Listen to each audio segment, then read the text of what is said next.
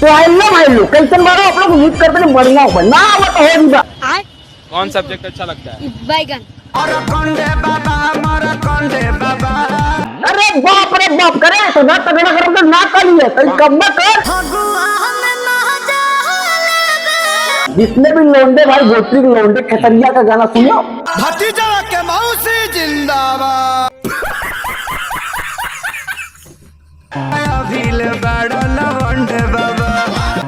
अरे भौजिया तो मैं चाहो बेकार है लेकिन नहीं तुमने चावल दीपक मिर्चा सही लंबे करत रहे लेकिन ना बेटा ना और सही प्रमोद प्रेम लोग तुलना देवा।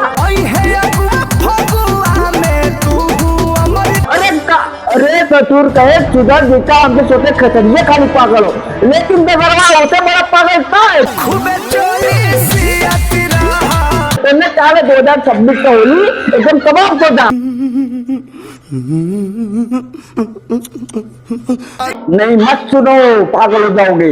दिल से तो गाना सुनो जारी बम बम करत पिचकारी नहीं ये भी मत सुनो तुम लोग नंगे घूमने लगोगे भाई। तुम लोग के जैसे लौंडे क्या करते दिल सुआ बम करत पिचकारी खतरिया हई हो हई नहीं मैं अपनी बात नहीं करता हूँ। मैं दीपक गुनासी सबको लौंडा बना रहा भाई लेकिन तुम जैसे लौंडे क्या करते हैं महाभारत चालू लेकिन नहीं कलयुग का महाभारत नहीं युद्ध चिड़ी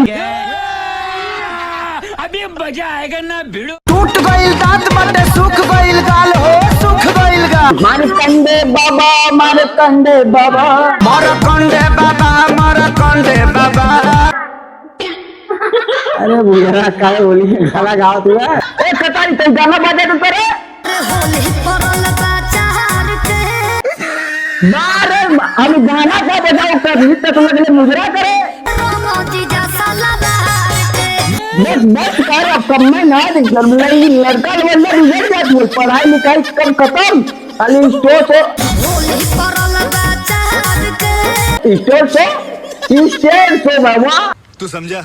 हाँ नहीं तू समझा नहीं। तो भाई लोग आज तक ताबड़ तोड़ने वाले समझ रहे हो? समझ रहे हो आप? समझ रहे हो? लेकिन नहीं ए पवन तेरी ताऊ का अरे दावत करवा तो शांत रहा बड़ी होली लगी। अरे बच्चे सारे चीटिया तेरे चक्कर में पब्लिक वगैरह परेशान है। भैया गाना कौन निकला है अरे सुनबा तब ना भावा मन करत भावा होली देला हम बिहार शादी करी लेकिन का करी एक भैया उल्टी आ जावा तो अरे तो तमीज लगाओ पहले कम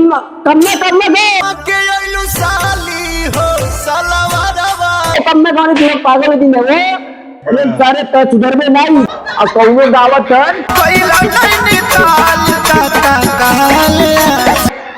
क्या गावत है यार समझ में ना आवत है हम सोचे थी ना कौनो तुक्का लगा दी देखे ना अरे भौजी तब आवाज चटक के अरे वाह रे भौजी वाह एकदम कमल लगा जिस लगे चिकन कच्ची हो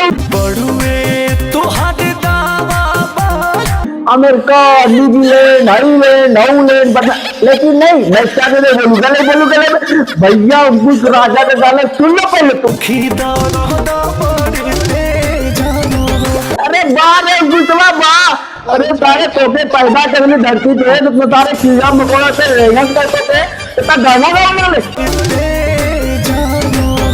हम तो पे दूर बात का बोलनी तो अपने आप में बब्बर सेट हो बहुत बड़ा हीरो है। फिर से आ गए रे बाबा इधर जहर खाने का पैसा नहीं है तू जा रे जा तू। लेकिन नहीं भैया तू जानते इनके भैया कपिल शर्मा शो में पागल कर दिया जितने भी अर्चना मैडम के लोंडे बैठे हैं सब स्टेट शो देख रहे हैं वो लोग पागल है। कौन है ये लोग कहाँ से आते हैं? नहीं भैया ऐसा बकवासी कान मतलब तुम्हारे पैसे से क्यों गाड़ी था? अरे बप्पा रे बप्पा, ये दैया रे दैया कपार फट के लो लो लो लो लो लो लो लो लो।